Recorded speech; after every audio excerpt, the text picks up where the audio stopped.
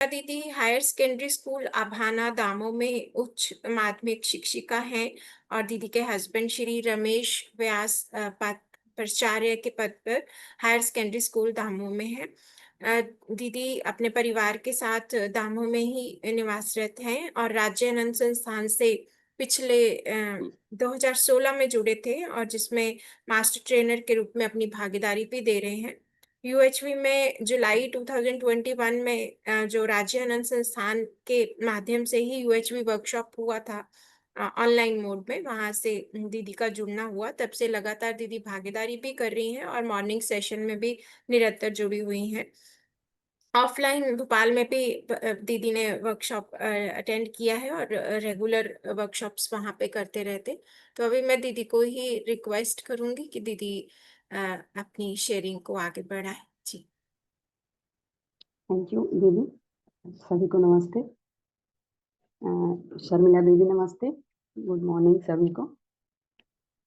मेरा नाम जैसे कि आपने परिचय दे ही दिया है, उषा व्यास, अभाना हायर सेकेंडरी स्कूल शिक्षिका हूँ और दमोह में हूँ, जबलपुर के पास जो दमोह एक जिला है।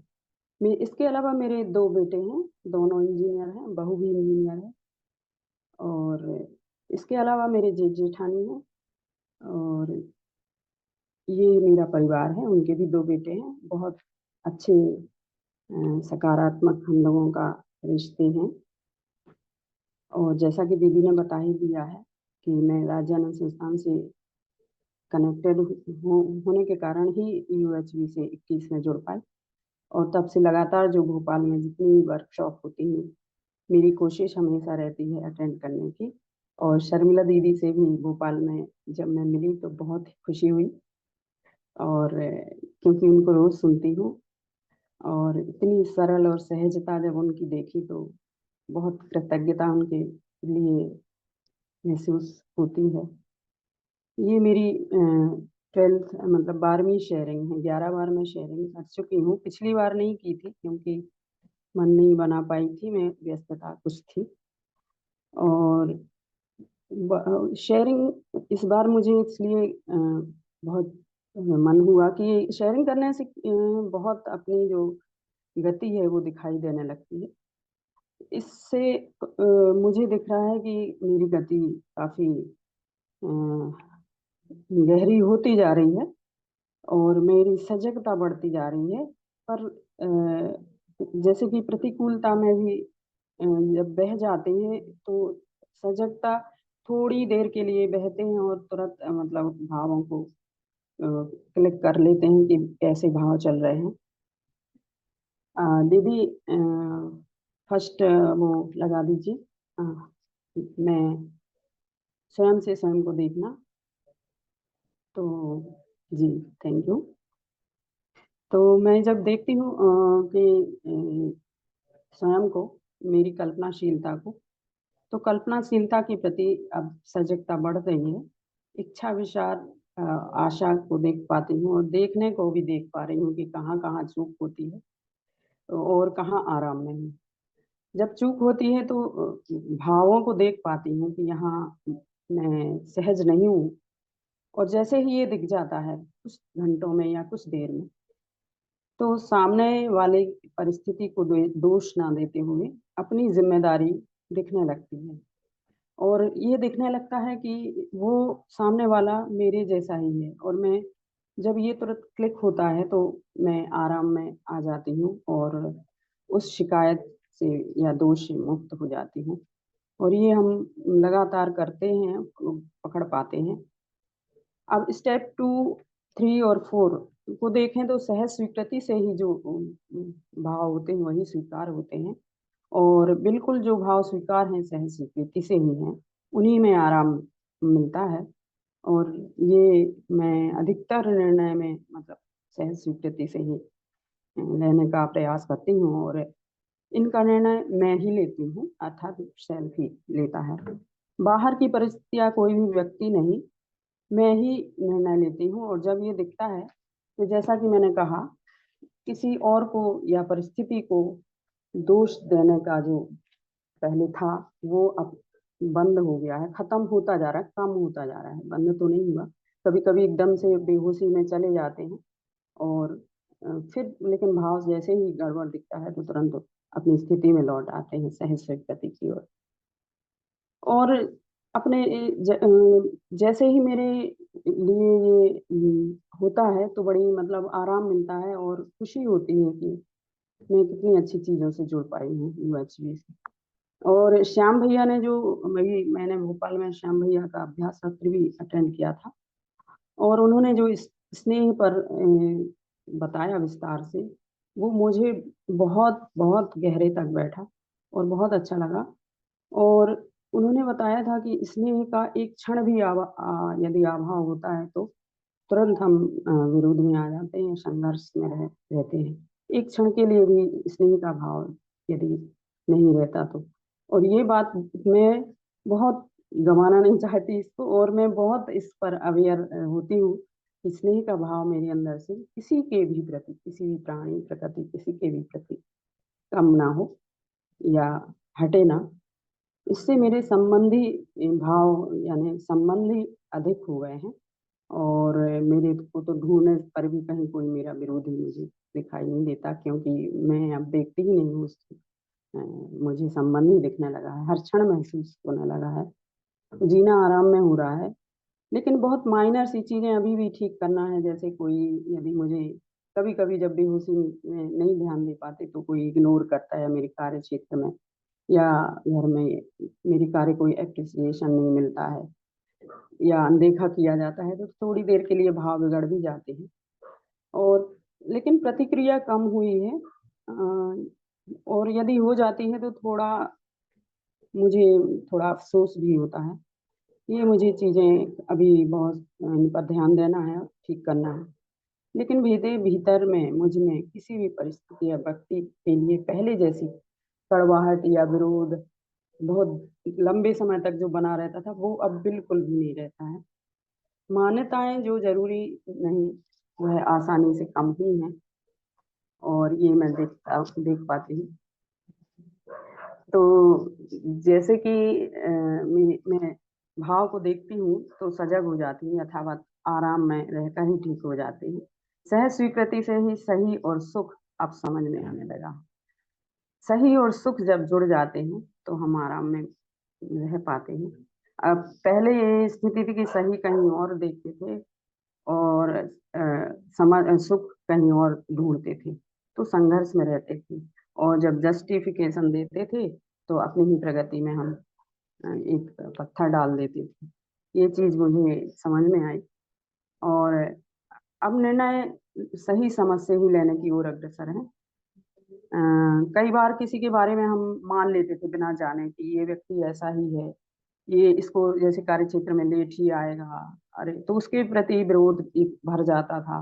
अब उसी स्कूल में वही है, वही सी कार्य क्षेत्र में है, पर अब ऐसा कोई करता है, क्योंकि मेरी आदत है बिल्कुल टाइमली जाने की, और बहुत कम लेट नहीं होती कभी। लेकिन कोई और हो जाता था किसी कारण तो उसकी स्थिति नहीं समझते, उसके प्रति असहज भाव और विरोध आ जाता था, और मैं उसके प्रति खिलाफ आवाज वगैरह उठा देती थी। पर अब वो चीजें, अब मैं उसको स्नेह के भाव से देखती हूँ, और मुझे उसे मतलब अच्छा लगता है, और उससे पूछती हूँ कि क्या कारण है, क्या बात है। और मेरे संबंध इस तरह से और गहरे होते जा रहे हैं, क्योंकि पहले मैं मूल चाहना पर शंका करती थी, शायद उसको संबंधी भाव से नहीं देखती थी। लेकिन अब मेरी जब सहज स्वीकृति पर ध्यान जाता है तो उसको देख पाती हूँ कि वो भी सही जीना चाहता है। जैसे कि श्याम भैया के सत्र में ये लाइन मतलब बहुत ज्यादा क्लिक हुई है, और वास्तव में यदि इसी को पकड़ लें तो मैंने वहां भी शेयर किया था कि मेरा जीवन बहुत ही आराममय हो जाएगा। सही कि वो भी सही जीना चाहता है और सही समझना चाहता है, हमारा सुख चाहता है, अपना सुख चाहता है। यही भाव मुझे सहज स्वीकार्य हैं, ये अब दिखने लगा है, तो आराम में रहती हूँ। जैसे कि इसके बारे में मैं उदाहरण देना चाहूँगी कि मैं अभी भोपाल में लंबे समय तक रही, कम से कम 2 वर्कशॉप अटेंड करी थी। तो मैं गई तो मेरे बच्चों का थोड़ा कोर्स पिछड़ गया था। तो प्रिंसिपल भी ने कहा कि मैडम बार-बार आपका भोपाल जाना है, यहाँ बच्चों का होता है नुकसान, तो क्या मैं आपकी कलेक्टर से शिकायत मतलब कह दूँ कि इनका भोपाल जाना? और जब मैंने ये सुना तो थोड़ी देर के लिए तो मेरे अंदर गड़बड़ हुए हुए भाव, लेकिन मैंने उनको प्रतिक्रिया नहीं दी। फिर मैं एकदम से थोड़ा-सा रिलैक्स हुई और मैंने जब कहा, सोचा कि वो भी तो अपनी जगह सही हैं, वो गलत नहीं कह रहे हैं और उनका जो दायित्व है वो निभा रहे हैं। तो मैं तुरंत उनके प्रति स्नेह से भर गई और मैंने कहा, हँसते हुए कहा है मुस्कान के साथ कि सर, आप निश्चिंत रहिए, मैं बच्चों का पूरा कोर्स कराऊँगी और जो भी पीरियड खाली रहेगा 1-2 घंटे एक्स्ट्रा मैं उनको पढ़ाऊँगी। और आज मैं देख पा रही हूँ वास्तव में जब मैंने ये प्रयास किया तो मेरे बच्चों का जो पढ़ाई पिछड़ गई थी वो बिल्कुल सही चल आ गई है और आज से ही क्वार्टरली एग्ज़ाम है और आज ये बात हुई कि आज से ही मुझे मेरी मॉर्निंग में ड्यूटी लगी है और आज ही मेरी शेयरिंग थी। ये बात जब मेरी अचानक से वहाँ से लिखित आया कि आपकी ड्यूटी सुबह है, तब भी मैंने देखा कि मेरी स्थिति आराम में है, मैं असहज नहीं हुई हूँ, मैं मैनेज कर लूँगी। इस तरह से मैं अपने आप को देख पाती हूँ और संबंध मुझे दिखते हैं। हर जगह व्यवस्था बनी हुई है और मैं देख पा रही हूँ छठवें स्टेप में कि संबंध व्यवस्था सहज का भाव ही मुझे सहज स्वीकार है और ये इतना अंदर मतलब मैं इसको देख पाती हूँ कि मैं सहस्तित्व मतलब पूरी प्रकृति पूरा सब कुछ व्यवस्था में है और हमारा शरीर भी व्यवस्थित है। तो मैं भी ये जब भाव से भरती हूँ तो मुझे व्यवस्था में ही रहना स्वीकार्य होता है। चारों तरफ व्यवस्था सहस्तित्व बना हुआ तभी हमारा होना हो रहा है। ये अच्छा लगना और अच्छा होना, पहले अच्छे लगने के लिए काम करते थे, अब अच्छा होना चाहती हूँ जैसे कि चारों ओर सहस्तित्व है, इसको मैं देख पाती हूँ और मेरा जीने का प्रयास मैं कर पा रही हूँ।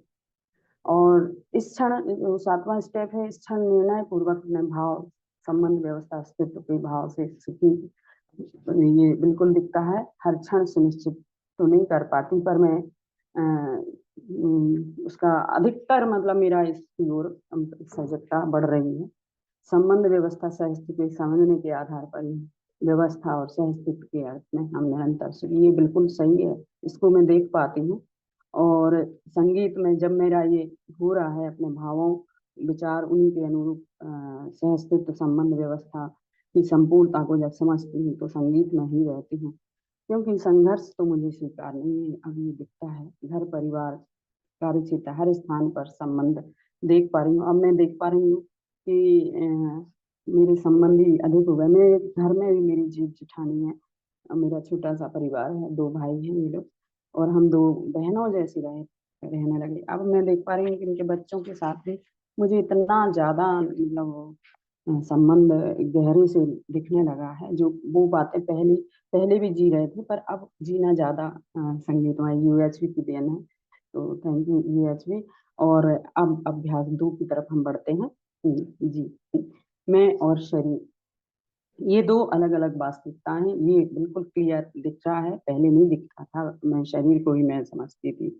अब पर ये स्पष्ट रूप से जब से सूचना मिली है, तो सूचना दोनों के बीच सूचना का आदान-प्रदान भी होता है और शरीर जो सूचना देता है, मैं ही उसको पढ़ता है और संवेदना कौन-सी संवेदना को कितना पढ़ना है, ये मैं नहीं निर्णय लेती हूँ।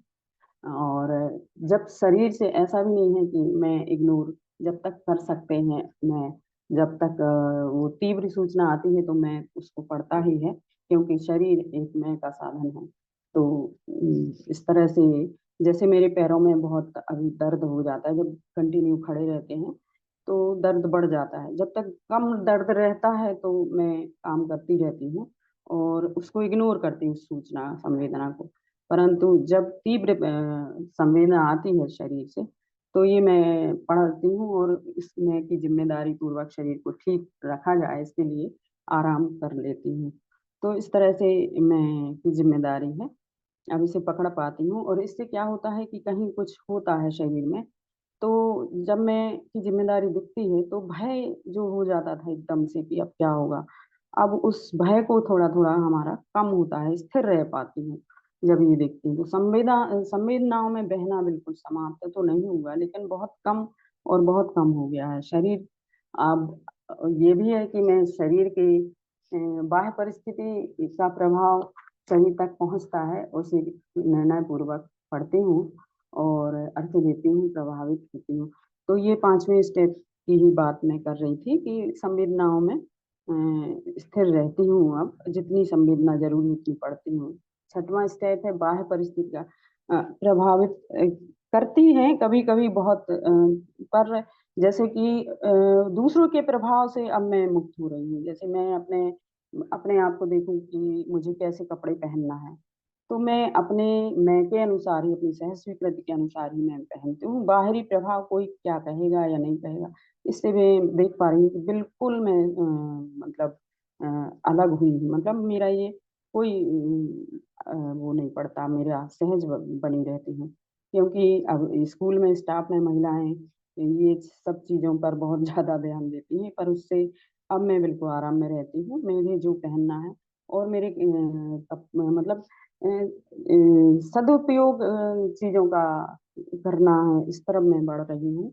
बहुत ज़्यादा मैं मार्केटिंग नहीं करती हूँ, बिल्कुल मन ही नहीं होता है। इसका यदि कारण सोचती हूँ तो एक तो समृद्धि का भाव भी है, पर मैं ये भी सोचती हूँ कि जितना अधिक है, अब ये मुझे दिखने लगा है कि इतना सारा है, अब और ज़्यादा जोड़ने की क्या ज़रूरत है। इतनी तृप्ति का भाव मुझे अंदर तक बैठा हुआ है कि मुझे कुछ खरीदने की इच्छा नहीं होती अब, और बहुत आराम में रहती हूँ। हाँ, दूसरों के लिए देने के लिए अवश्य मैं खरीदारी करती हूँ, और किसी पे तो इस तरह मैं परतंत्रता से, प्रतिक्रिया से कम हो रही हूँ, ज़िम्मेदारी की ओर बढ़ रही हूँ, ऐसा मुझे दिखता है। हाँ, पर जब नहीं दिखता है तो परतंत्र भी हो जाती हूँ। यह शायद मेरा ये सब, मैं ये भी सोचती हूँ कि ऐसा इतना तो नहीं मैं मतलब यूएसपी से ले पा रही हूँ क्या? कभी-कभी भाव बिगड़ते हैं तो लगता है नहीं, मैं पहले की स्थिति में हूँ। पर मुझे ये भी दिखता है कि यदि ये चीज़ें अच्छी हो रही हैं और इतना समृद्धि के भाव ये सब से मतलब मैं कुछ खरीद नहीं तृप्त हो गई हूँ, तो मुझे लगता है ऐसा तो नहीं कि उम्र का पड़ाव हो या कुछ इसके कारण ऐसे भाव हो गए हों। पर नहीं, मुझे यूएचबी का से जो सूचना मिली उसी के का है कि मेरे मूल सच्चाई को देखना ही मेरा ध्यान में बना हुआ है। यदि हमसे कोई दुखी नहीं है, तो हम बहुत इसमें मतलब अच्छी बात है, और ये खुशी होती है कि, और ये हमारा प्रयास भी बना रहता है कोई मुझसे दुखी ना हो।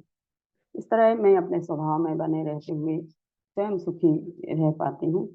संवेदना से आप किसी के शब्द, ध्वनि, अर्थ, व्यवहार, कार्य के भाव के बारे में यही मेरा आकलन है कि यदि शब्द आते हैं या ध्वनि आती है, जैसे घर में ही हम हस्बैंड वाइफ हैं, यदि छोटी-छोटी बातों पर यदि विरोध या मतभेद होता है, तो कुछ देर ही रहता है वो, होता तो है पर कुछ देर के लिए, जो पहले लंबे समय तक होता था, अब उसका प्रभाव नहीं पड़ता। हाँ, मौसम और बारिश हो रही है, अधिक बारिश, जैसे अभी बाढ़ आई है, कोई जनहानि होती है, कुछ तो उसमें थोड़ा-सा विचलित ज़रूर होती हूँ, पर वो अपने आप को स्थिरता की ओर लौट पाती हूँ। मुझे अब ना त्याग मैं कर रही हूँ, ना संग्रह, बल्कि सदुपयोग की ओर ही बढ़ रही हूँ मैं, इसलिए स्वतंत्रता फ़ील हो रही है। हाँ, कोई प्राकृतिक आपदा से जैसा कि वो दुखी करती है, तो ये मैं बह जाती हूँ। पर क्या कर सकती हूँ? इसके लिए क्या कर सकती हूँ? सबसे ज़्यादा ये बात क्लिक होती है कि यदि मैं कुछ नहीं कर पा रही हूँ, तो कम से कम पेड़ अधिक से अधिक, और जब मैं बच्चों की क्लास लेती हूँ, तो ये कहीं न कहीं ये भाव जायज़ चले ही जाते हैं। वो बच्चे मुझे सुनना चाहते हैं, हर क्लास के बच्चे, मतलब जिस 9th टू 12th, मतलब 12th यदि नहीं जा रहे किसी क्लास में, तो वो बच्चे भी मुझे बुलाते हैं कि मैडम जब खाली पीरियड होगा तो आप ज़रूर आइएगा। तो इस तरह से शायद बच्चे भी उसी चीज़ों को, जो उनकी मूल चाहना है, उसको जब सुनते हैं तो उनको ठीक लगता है। दूसरे, तो इस तरह से मैं देख पा रही हूँ अपने आप को। 7वां स्टेप मेरा शून्य में सह-अस्तित्व में बना हुआ, ये मैं निरंतर क्रियाशील हूँ।